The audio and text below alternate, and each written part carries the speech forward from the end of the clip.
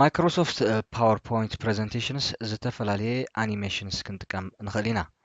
እዚ ማለት ነቲ ኣብቲ ፕሬዘንቴሽን ኣትዩ ዘሎ ዝተፈላለዩ ጽሑፋት ክኾኑ ይኽእሉ፣ ኦብጀክትስ ክኾኑ ይኽእሉ፣ ሼፕስ ኣሳእል ክኾኑ ይኽእሉ ከም ዝንቀሳቐሱ ብምግባር ዝያዳ ነቲ ናትና ኦዲየንስ ሰሓብነት ከም ዝህልዎም ክንገብር ንኽእል ኢና ማለት እዩ። ስለዚ ሓደ ኣብነት ክንከፍት ኢና ኣብዚ ዶክመንት ሴቭ ዝገበርኳ ዕደና ፖታሽ ኮሉሉ ትብል ሓንቲ ዶክመንት ነራትኒ ነዚኣ ክኸፍታ እያ መጀመርታ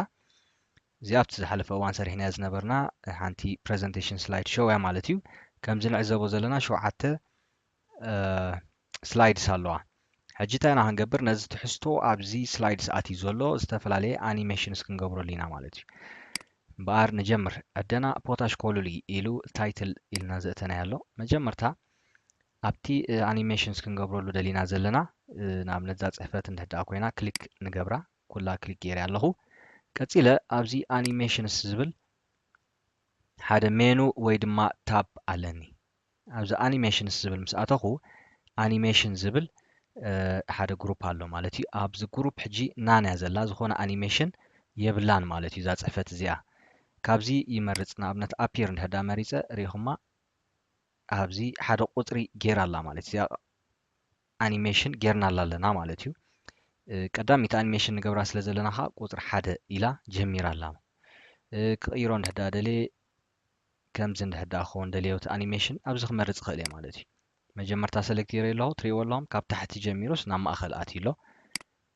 ፍሎት ገይሩ ክመፅእ ወይ ስፕሊት ዋይፕ ሼፕ ዝብል ኣብዚ ብዙሕ እዩ ዘሎ እቲ ኣኒሜሽንስ ብዙሕ እዩ ዘሎ ከም ትሪእዎ ዘለኹም ናን ትብል እንድሕዳ መሪፅካ ዝኾነ ኣኒሜሽን ክህልዋ እንድሕዳ ዘይደሊኻ ኢኻ ናን ትመርፅ። ኢንትራንስ ዝብል ኣሎ እዚ ክኣቱ ከሎ እቲ ፅሕፈት ድዩ ትስእሊ ድዩ ዝኾነ ትሕዝቶ ኣብዚ ጌርኩሞ ዘለኹም ክጅምር ከሎሲ እንታይ ዓይነት ኣኒሜሽን ክህልዎ ትደሊ ኣብዚ ክትመርፅ ትኽእል ኢኻ። ንኣብነት ባውንስ እንድሕዳ መሪፀ ከምዚ ኢሉ ክመፅእ እዩ ማለት እዩ። ስለዚ ካብዚ ዝደለኹሞ ትመርፁ ትኽእሉ ኢኹም። ኢንፋሳይዝ ዝብል ዘሎ ኸዓኒ እዚ ኸዓ ዝያዳ ሰሓብነት ወይ ከዓ ዝያዳ ገላፂ ክትገብርዎ ምስ ትደልዩ ከዓ ካብዚ ክትመርፁ ትኽእሉ ኢኹም። ኣብዚ ኸ ኤግዚት ዝብል ኣሎ ምስ ወዳእኻ እቲ ፕሬዘንቴሽን ናትካ ኸ ከመይ ኢሉ ክወፅእ እንድሕዳ ትደልዮ ኮንካ ኸ ካብዚ ክትመርፅ ትኽእል ኢኻ ማለት እዩ። ካልእ ብተወሳኺ ኣብዚ ሞር ናይ ኢንትራንስ ኢፌክትስ ኣለና። ኣብዚ ገለ ዝተወሰኑ ኢፌክትስ እዮም ንሪኦም ዘለና ማለት እዩ። ሰለስተ እዩ ናይ ኢንትራንስ ኢፌክትስ ሞር እንድሕዳ ክትርኢ ደሊኻ ኣብዚ ኣሎ ናይ ኢንፋሳይዝ ኢፌክትስ ሞር ኣብዚ ኣሎ ሞር ኤግዚት ኢፌክትስ ኣብዚ ኸ ኣሎ ማለት እዩ። ሕጂ ካብዚ ኸ ክትመርፅ ትኽእል ኢኻ። ንኣብነት ሞር ኢንትራንስ ኢፌክትስ እንድሕዳ ኢልና እዞም ኣብዚ ክንሪኦም ፀናሕና ሕጂ ገለ ዝተወሰኑ እዮም ካብዚ ዝተወስዱ እዮም ማለት እዩ። ኣብዚ ኣዝዩ ብዙሕ ኢፌክትስ ኣለና ናይ ኢንትራንስ ኢፌክትስ ኣለና ካብዚ ክንመርፅ ንኽእል ኢና ማለት እዩ። ንኣብነት ዙም እንድሕዳ መሪፀ ኣብዚኣ ፕሬቪው ኢፌክት ብዘላ እዚኣ ቲክ ክበርዋ እዚኣ ቲክ እንድሕር ጌርኩም ኣብዚ ክትመርፁ ከለኹም ኣብዚ ስላይድ ሾውኩም ከዓ ክትሪእዎ ትኽእሉ ኢኹም ነቲ ኢፌክት። ንኣብነት ፌድ እንድሕዳ ጌርና ፍሎት ዳውን ሰንተር ሪዞልቭ ዝብል ኣሎ ኣዝዩ ብዙሕ ክስተያት እዩ ዘሎ ማለት እዩ። እዚ ከምዚ ትዕዘብዎ ዘለኹም እዚ ናይ ክሬዲትስ ዝብል ኣሎ ሓደ ፊልም ድዩ ገለ ክውድእ ከሎ ካብ ታሕቲ ጀሚሩ ንላዕሊ ክመፅእ ከሎ ከምኡ ዓይነት ናይ ኤግዚቲንግ ማለት እዩ። እዚ ኤግዚት ክገብር ከሎ ኣብዚ ክትመርፁ ትኽእሉ ኢኹም። ፍሎት ዝብል ኣሎ ኦኬ ኣነ ሕጂ እዛ ራይዝ ኣብ ትብል መሪፀ ኦኬ እንድሕዳ ኢልያ ኣብዚኣ ቁፅሪ ጌራትላ ኣላ ማለት እዩ። ስለዚ ኣብዚ ስላይድ ሾው ብዙሕ ኮንተንት ክህልወና ይኽእል እዩ። ኣብዚኣ ቁፅሪ ጌራትና ኣላ። ንኣብነት ሕጂ ስእሊ ከእቱ እየ እስኪ ኣብዚ ላትና ሓንቲ ስእሊ እዚኣ ኸ ከእትዋ እያ ማለት እዩ። ነዛ ስእሊ ኸ ኣኒሜሽን ክንገብረላ ኢና። ሕጂ ከም ትሪእዎ ዘለኹም ናን እዩ ተፃዊጡ ዘሎ ኣኒሜሽን። መጀመርታ ነታ ስእሊ ክሊክ ገይረ ኣለኹ ብድሕሪኡ ካብዚ ኣኒሜሽን ከይደ ዝኾነ ዋላ እዛ ባውንስ ትብል ዘላ እዚኣ ክመርፀ እያ ማለት እዩ። ኦኬ መሪፀ ኣለኹ። ሕጂ እታ ቁፅሪ ረእዋ ቁፅሪ 2 ኮይና ኣላ። ሕጂ እታ ቀዳሚት ኣኒሜሽን እዛ ፅሕፈት እያ ማለት እዩ። ቁፅሪ 1 ኢላ ሳ ምስ ጀመረት ቁፅሪ 2 ኣኒሜሽን ከዓ ክትመፀና እያ ማለት እዩ። ስለዚ ሕጂ ፕሬቪው ክንገብሮ እንድሕዳ ደሊና ኣብ ኣኒሜሽን ኣቲና ኣብዚኣ ፕሬቪው ትብል ኣላትና ነዛ ፕሬቪው ክሊክ ንገብራ ቀዳሚት መፅያ ኣላ እታ ፅሕፈት ካልአይቲ ኸ እታ ስእሊ መፅያ ኣላ ልክዕ በቲ ዝመረፅናዮ animations ማለት እዩ ስለዚ ከምዚ ጌርና animations ክንገብረሉ ንኽእል ኢና ቀፂልና ኣብ ስላይድ 2 ንሕዳ ኣቲና ኸ ኣብዚ ሓደ ፅሕፈት ኣለኒ ነዚ ፅሕፈት ክሊክ ክገብሮ ሴሌክት ክገብሮ ማለት እዩ ካብዚ ኢንፋሳይዝ ዝብል ዘሎ እስከ ንርአ ፓልዝ ንሕዳ ኢልናዮ ከምዚ ዓይነት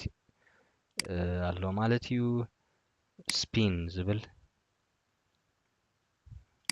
ነቲ ፅሕፈት ሲ ኦኬ ሕጂ ነዚ ኸ ብራሽ ካለር ዝብል መሪፅና ኣለና ማለት እዩ ብድሕሪኡ ኣብዚ ኸ ቁፅሪ ኣሳይን ገይሩ ኣሎ ቁፅሪ ሓደ ገይሩልና ኣሎ ማለት እዩ ሕጂ ከምዚ ዝረኣኹሞ ኣብዚ ጎኒ ኢፌክት ኦፕሽንስ ዝብል ኣሎ ኢፌክት ኦፕሽንስ ምስ ኣተኹም እዛ ኢፌክት እዚኣ እንታይ እያ ገይራ ብራሽ ካለር እያ ቀይራቶ ኦኬ ንኣብነት ፕሬቪው ሞ ንርአዮ ቀይሕ ነይሩ ናብ ኣራንቸወኒ ዓይነት ኢንፋሳይዝ ገይራቶላ ማለት እዩ ስለዚ ኣብዚ እቲ ሕብሪ እንድሕዳ ክትቀይርዎ ደሊኹም ኣብዚ ኣትዮም ከዓ ክትቀይርዎ ትኽእሉ ኢኹም ንኣብነት ቀጠልያ እንድሕር መሪፅና ኦኬ ሕጂ እዛ ኢፌክት ኦፕሽንስ ትብል ዘላ ዝተፈላለየ ተወሳኺ ኢፌክት ትህበና ማለት እዩ ንኣብነት ኣብዚኣ ቀዳመይቲ ዝገበርና ኣብዛ ስእሊ እንድሕዳ ከይድና ዝኾነ ኢፌክት ኦፕሽንስ የለን ባውንስ ጌራ ጥራያ ተኣቱ ካልእ ኢፌክት ኦፕሽንስ የብላን ኣብዚ ናይ ፅሕፈት እንድሕር ከይድና ኸ ርአዩ ኢፌክት ኦፕሽንስ ኣሎ ስለዚ ካብዚ ክንመርፅ ንኽእል ኢና ኣዝ ዋን ኦብጀክት ኢልና ኣሎ ካልእ ኦኬ ዝኾነ ምርጫ ስለ ዘይብላ ሕጂ ኣምፂልና ኣሎ ማለት ሕጂ እዚ ኣኒሜሽንስ ዝረኣናዮ ነናቱ ኢፌክት ኦፕሽንስ ከዓ ኣለዎ ራይ ንኣብነት ኣብ ሳልሳይ ንእቶሞ ኣብዚ ሳልሳይ ምስ ኣተና ንኣብነት ፖታሽም ሳልፌት ዝብል ዘሎ ፍላይ ኢን ዝብል ኢፌክት ክመርፅ እያ ኣነ ፍላይ ኢን ገይሩሎ ሕጂ ካብ ታሕቲ ንላዕሊ ኣትዩ ኣብዚኣ ኢፌክት ኦፕሽንስ ረእይዋ ተኣረው እንድሕዳ ሪኢኹም ፍሮም ቦቶም ይብላ ኣሎ ዳስ ዋይ ሕጂ ካብ ታሕቲ ናብ ላዕሊ ኣትዩ ማለት እዩ ሕጂ ኣነ እንታይ ክገብረ ካብ የማን ናብ ፀጋም ከም ዝኣቱ ክገብረ ረእይዎ ኣብዚ ኢፌክት ኦፕሽንስ ምስ ኣተኹም ዝተፈላለየ ነቲ ኣኒሜሽን ናትኩም ዝያዳ ኢፌክትስ ክትውስኽሉ ትኽእሉ ኢኹም ማለት እዩ ራይ እዚኣ ሓንቲ ነገር እያ ማለት እዩ እዚኣ ሕጂ ሓንቲ ኢፌክት ጌርና ኣለና ተወሳኺ ኢፌክት እንድሕዳ ክንገብረላ ደሊና ከዓ ኣብዛ ኣኒሜሽን ምስ ኣተና ኣድ ኣኒሜሽን ትብል ኣላትና ኣብዛ ኣድ ኣኒሜሽን እንድሕዳ ኣቲና ተወሳኺ ማለት እዩ ንሓደ ነገር ሲ ሓደ ኣኒሜሽን ጥራይ ዘይኮነ 2-3 ኣኒሜሽንስ እውን ክትገብረሉ ትኽእል ኢኻ ንኣብነት ሕጂ ፍላይ ገይሩ ከም ዝኣቱ ጌርና ኣለና ተወሳኺ ከዓ እዛ ፎንት ካለር ትብል ዘላ እስካ ክንሪአና ፎንት ካለር ኦኬ ፎንት ካለር ከም ዝቕይር ክንገብሮ ኢና ማለት እዩ ንኣብነት ናብ ሮዛ ከዓ ከም ዝቕይር ክንገብሮ ኢና ማለት እዩ ኦኬ ሃራይ ሕጂ ረእይዎ ቁፅሪ 1ን ቁፅሪ 2ን ገይሩልና ኣሎ ማለት እዩ ቁፅሪ 1 እንድሕር ፀቒጥና የርእየና ኣሎ ፍላይ ኢን ኣኒሜሽን ጌርና ኣሎ ከም ዘለና ቁፅሪ 2 እንድሕዳ ፀቒጥና ከዓ ፎንት ካለር ክቕይር ከዓ ካልእ ኣኒሜሽን ተወሳኺ ጌርና ኣለና ማለት እዩ ስለዚ ፕሬቪው እንድሕዳ ኢለዮ እታ ቀዳሚት ኣኒሜሽን እዚኣ እታ ካልአይቲ ከዓ ሕብሪ ትቕይር ኣላ ማለት እዩ ስለዚ ኣብ ሓደ ትሕዝቶ ከዓኒ ስእሊ ክኸውን ክእል ፅሕፈት ብዘይገድስ ማለት እዩ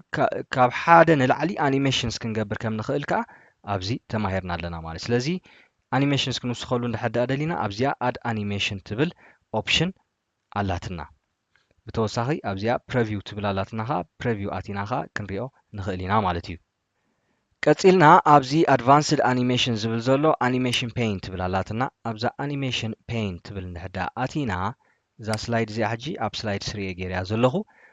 ኣብዛ ፖታሽም ሳልፌት ትብል 2 ኣኒሜሽንስ ጌርና ኣለና ስለዚ እተን ኣኒሜሽን ጌርናየን ዘለና ኣብዚ የርእየና ኣሎ ኣብዛ ታይትል ናምበር 1 እታ ቁፅሪ 1 ማለት እዩ እዚ 1 2 ዝብል ዘሎ እዘን ቁፅሪ 1ን ቁፅሪ 2ን ጌርናየን ዘለና ሲኮንስ ማለት እዩ እዚ ታይትል 1 ገለ ዝብል ዘሎ ከዓኒ ኣበየናይ ትሕዝቶ ጌርናዮ ከም ዘለና ማለት እዩ እዚ ብታይትል 1 ስለ ዝፍለጥ ኣብኡ ገይሩልና ኣሎ እዚ ሕብሪ ገይሩሉ ዘሎ ከዓኒ እቲ ግዜ ማለት እዩ ዱሬሽን ኦኬ ከምዚ ጌርኩም ከተንውሕዎ ትኽእሉ ኢኹም እቲ ዝወስደሉ ግዜ ናይቲ ኣኒሜሽን ኣብዚ ክትውስኽሉ ገለኻ ትኽእሉ ኢኹም ማለት እዩ ኦኬ ስለዚ ነተን ኣኒሜሽንስ ክሊክ እንድሕዳ ክንገብረ ደሊና ከምዚ ጌርና ክንቀያይሮ ንኽእል ኢና ብተወሳኺ እቲ ኣኒሜሽን ክንቂሮ እንድሕዳ ደሊና ወይ ድማ መዓዝ ክጅምር ስታርት ኦን ክሊክ ዝብል ኣሎ ክሊክ ምስ ገበርና ኣብቲ ስላይድ ሾው ናትና ክመፅእ እቲ ኣኒሜሽን ማለት እዩ ስታርት ዊዝ ፕሪቪየስ ዝብል ኣሎ እታ ቁፅሪ 1 ዘላ ኣኒሜሽን ኣላ መጀመርታ ንሳ ክትገብር እታ ካልአይቲ ከዓ ትመፅእ ሕጂ እታ ፕሪቪየስ ዝብላ ዘሎ እዛ ቁፅሪ 1 ማለት እዩ ኦኬ እታ ቁፅሪ 1 ውድእ ምስ ኣበለት ቁፅሪ 2 ከም ትመፅእ እንድሕዳ ክትገብር ደሊኻ ኣብዚ ኣሎ ወይ ከዓ ስታርት ኣፍተር ፕሪቪየስ እንድሕዳ ኢልካ ከዓ ከምኡ ማለት እዩ ኣብዚ ናይ ኢፌክት ኦፕሽንስ ዝብል ኣሎ ብዙሕ ነገራት ኣሎ ክንሪኦ ኢና ሪሙቭ እንድሕዳ ጌርናዮ ከዓ ነቲ جيرنا يوزز أنا هنا effect ويدماني animation كان الجسون هدا دلينا أبزي remove زبل علينا مالتي نزيا كليك نقبره زيا remove جيرنا لنا سلازي تا animation وان تراي علاتنا مالتي تخلي تا animation جيرنا يزنبرنا الجسنا علينا مالتي انت دلينا دماني نزا animation زيا كليك جيرنا لنا سلازي fly in animation يعني أبزيا نان هدا أمريسنا تا animation الجسنا يلنا مالتي سلازي زخونا انيميشن يلنا بز بريفيو جيرنا هنريونا ينخلينا مالتي سلازي از بوتاشيوم سالفيت جيرنا يزنبرنا انيميشنس كله طفيو الله مالتي سلازي زخونا انيميشن كا همز جيرنا هنلقصو نخلينا حراين بار قصيلنا دما كمي جيرنا ينا ز انيميشن بين كلقسانا حراي قصيلنا كمي جيرنا اب حدا بولت مالتي اذا حجي ببولت ملكي تدالي زلو كم ستريو زلهم سلسته بولت سالو انا بزي ويا هم دحداتينا كم زي تريو زلهم ببولت بنطبتاتيو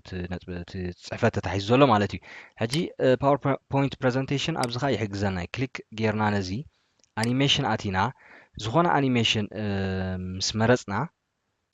بعلو اساين زغبرو تريو لهم نمبر 1 نمبر 2 نمبر 3 يلو بعلو اساين غيرلنا له مالتي ولا 100 زخون بولت سندحدادالينا بعلو خصاب 100 جنريت ገይሩ ንኹላቶም ሓደ ዓይነት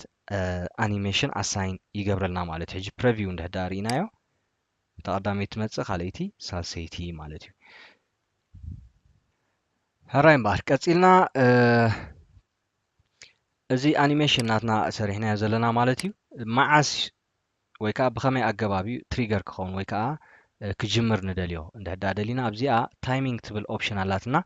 ኣብዛ ታይሚንግ ትብል ኦፕሽን ቀዳመይቲ ዘላ ስታርት ትብል ኣላ ስታርት ኦን ክሊክ ዝብል ተመሪጹ ኣሎ ኣብዚኣ ድሮፕ ዳውን ምስኣተኹም ኦን ክሊክ ዊዝ ፕሪቪየስ ኣፍተር ፕሪቪየስ ዝብል ኣሎ ኦን ክሊክ እንድሕዳ መሪፅና ኣብቲ ፕሬዘንቴሽንና ክሊክ ምስ ገበርና እዩ እዘን ኣኒሜሽንስ ዝጅምራ ማለት እዩ ዊዝ ፕሪቪየስ እንድሕዳ ጌርና ቅድሚኤን ካልእ ዝኾነ እንታይ ሽሙ እንድሕዳ ነይሩ ንኣብነት ኣብዛ ፖታሽም ሳልፈይትሲ ሓደ ኣኒሜሽን እንድሕዳ ጌርና ነርና ኦኬ ቀፂልና ከዓኒ ነዚ እንድሕዳ ጌርናዮ ዊዝ ፕሪቪየስ እንድሕዳ ጌርናያ ብሓንሳእ ክልቲኡ ይጅምር ማለት እዩ ኣፍተር ፕሪቪየስ እንድሕዳ ጌርናያ ከዓኒ መጀመርታ እዛ ፖታሽም ሳልፌት እንድሕዳ ጌርናያ ነርና እዚኣ ውድእ ምስ ኣበለት እዚ ከዓ ይጅምር ማለት እዩ ኦኬ ስለዚ ንኣብነት ኦን ክሊክ እንድሕዳ መሪፀ ኣነ ኣብ ስላይድ ሾው ኣትየ ፍሮም ካረንት ስላይድ ክብላ ረዮ ሕጂ ክሊክ ከይገበርኩ ኣይመፅን እዩ ማለት እዩ ኣኒሜሽን ገይረዮ ዘለኹ ክሊክ ከይገበርኩ ኣይመፅን እዩ ሕጂ ክሊክ ክገብር እየ ብስላይድ ክሊክ ምስ ገበርኩ እታ ቁፅሪ ሓደ ዘላ መፅያ ኣላ ክሊክ ክገብረ ካልአይቲ መፅያ ኣላ ክሊክ እንድሕዳ ገይረ ሳልሰይቲ ትመፅእ ሽዑኻ እታ ራብዐይቲ ትመፅእ ኣላ ማለት እዩ ስለዚ ኦን ክሊክ ስለ ዝመረፅና ብከምዚ ኣገባብ ይመፅእ ኣሎ ማለት እዩ እንድሕዳ ኣፍተር ፕሪቪየስ መሪፅኩም ከዓኒ ባዕሉ እቲ ሓደ ኣኒሜሽን ውድእ ምስ ኣበለ ባዕሉ ከም ዝመፅእ ክትገብሮ ትኽእሉ ኢኹም ካልእ ኣብዚ ግዜ ኣሎ ብግዜ እንድሕዳ ክትገብሮ ደሊኹም ከዓ ዱሬሽን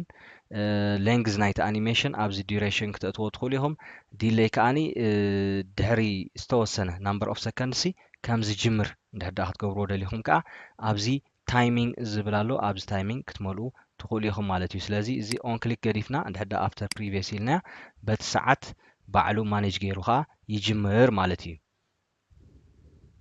ንኣብነት ከርእየኩም ኣብዚ ኦን ክሊክ ኢና ጌርናዮ ነርና ሕጂ ኣፍተር ፕሪቪየስ ዝብል እንድሕዳ መሪፅና ኣብዚ ዱሬሽን ኣለና 50 ሰከንድስ ማለት እዩ ክወስደሉ እዩ ዲሌይ ከዓ እስከ ዝተወሰነ ሰከንድስ ክንቦ ኢና ዋላ ኣብ 10 ሰከንድ ከም ዝመፅእ ክንገብሮ ኢና ማለት እዩ ኣብ ስላይድ ሾው ምስኣተና ፍሮም ካረንት ስላይድ ክብላ ሕጂ ክሊክ ኣይገበርኩም ባዕሉ ግዜ ሓልዩ ግን በብሓደ መፂ ኣሎ ማለት እዩ ዘይተጋጌ ሚሊ ሰከንድ ከይከውን ምክንያቱ ቀልጢፉ ይመፅእ ስለ ዘሎ ኣብዚ ናይ ግዜ ሰከንድ ኤን ሚሊ ሰከንድ ክኸውን እዩ ዝኽእል ስለዚ ኣብዚ ብግዜ ጌርኩም እውን ኣሳይን ክትገብሮ ትኽእሉ ኢኹም ናይ ቀዲሙ መፅእ ድሕሪ ክንደይ ከዓ ይመፅእ ማለት እዩ ዝሆል ዱሬሽን ናይዚ ስላይድ ሾው ከዓ ኣብዚ ክትመልኦ ትኽእሉ ኢኹም ማለት እዩ ንኣብነት ኣብ ዝተወሰነ 50 ሚሊ ሰከንድስ እንድሕዳ ጌርኩም 50 ሚሊ ሰከንድስ ትፀንሕ እዛ ስላይድ ብድሕሪኡ ዲሌይ ኣብ መንጎ ዘን ኣኒሜሽንስ ከዓ ዘሎ ከዓኒ ኣብዚ ኣሳይን ትገብርዎ እቲ ግዜ ማለት እዩ ስለዚ ብግዜ ባዕሉ ትሪገር ከም ዝኸውን ክትገብርዎ ትኽእሉ ኢኹም ተዘይኮይኑ ከዓኒ እታ ዝሓሸት ኦን ክሊክ እንድሕዳ ጌርኩሞ ባዕልኩም ክሊክ ክትገብሩ ከለኹም سلايد شو يغير ويكا ات انيميشن سكا بمسرعو حاليو يمص مالتي حراين بار كال توساخي نريو دما افتي انيميشن مساتنا اب تايمينج reorder animation ዝብል ሓደ ግሩፕ ኣለና ማለት እዩ move earlier move later ዝብል ኣለና ሕጂ ኣብዚ ክንደይ ንርኢ ኣለና እዚኣ ቁጥሪ 1 እያ ቁጥሪ 2 ቁጥሪ 3 ቁጥሪ 4 ኢሉ ክመጽ እዩ ሕጂ ንኣብነት ነዚኣ select ገይረ move later እንድሕዳ ኢለያ ሬዮ እዚኣ ቁጥሪ 4 ነይራ እዚኣ ኻኒ ቀዳመይቲ ካልአይቲ ሳልሰይቲ ነይራ ብሓደ እየን ነይረን ሕጂ ነዚኣ ቁጥሪ 1 ገይሩ ኣሎ ክልተ ሰለስተ ኣርባዕተ ኢሉ ከዓ ከም ዝመጽእ ጌርና ኣለና ቅልል ዝበለ ኣብነት ከርእየኩም ኣብዚ እዚኣ ሬዋ ቁጥሪ 1 እያ ዘላ ቀዳመይቲ እያ እዚኣ ትመጽእ እዛ ጽሕፈት እዛ ስእሊ ከዓ ቁጥሪ 2 እያ ዘላ ካልአይቲ እያ ትመጽእ ማለት እዩ ሕጂ ኣነ መጀመርታ እታ ስእሊ መጽያ ድሓርቲ ጽሕፈት ክመጽእ እንዳደልዮ ሪኦርደር ክገብሮ ከለ እዛ ስእሊ ዘላ ቁጥሪ 2 ዘላስ ቁጥሪ 1 ክገብራ ሙቭ ኤርሊየር ክገብራ ሓደ ኮይና ኣላሳ እዚኣ ክልተ ኮይና ኣላ ሕጂ ሬ ፕሪቪው እንድሕዳሪና መጀመርታ እታ ስእሊ ትመጽእ ድሓርካ እቲ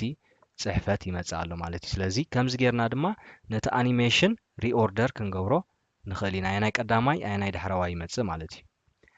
ሕራይ እምበር ቀጺልና ድማ ኣብ ንኣብነት ነዛ ስእሊ ኣብዚ ታሕቲ ዘይረኣናዮ ሓንትላ ከርእየኩም እየ ሞሽን ፓዝ እትብል ኣላትና ማለት እዩ እቲ ምንቅስቓሲ ብሞሽን ማለት እዩ ንኣብነት ሉፕ ከም ዝሰርሕ ክንገብሮ ኢና ወይ ከዓ ካስተም ፓዝ ክንመርጽ ኢና ዳን ሉፕ መሪጽና ኣለና ረዮ ሕጂ ታ ሉፕ መሪጽና ዘለና ኣብዚ ኢፌክት ኦፕሽንስ ምስኣተና ልክዕ ከምዚ ናይ ኢንፊኒቲ ዝመስል ሉፕ መሪጽና ኣለና ማለት እዩ ብኸምኡ ዓይነት መልክዕ ሙቭ ክትገብር እያ ማለት እዩ እዛ ኣኒሜሽን እዚኣ ፕሪቪው እንድሕዳሪና ትሪኦ ኣለኹም ሕጂ በቲ ዝሃብከያ ፓዝ ብኡ መሰረት ሙቭ ከም ትገብር ጌርና ኣለና ነቲ ፓዝ ከዓኒ ኣብዚ ተሳኢልልና ኣሎ ስለዚ ካበይ ናበይ ምዃኑ ኣብዚ ባዕልና ዲዛይን ክንገብሮ ንኽእል ኢና እንጂ ፕሪቪው ምስ በልክዋ ሬዮ ልክዕ በቲ ተሳኢሉ ዘሎ ፓዝ ብኡ ሙቭ ከም ትገብር ጌርና ኣለና ማለት እዩ ንኣብነት ኣብ ላዕሊ እንድሕዳ ወሲድዮ ኣብዚ ላዕሊ ኮይኑ ከምዚ ኢላ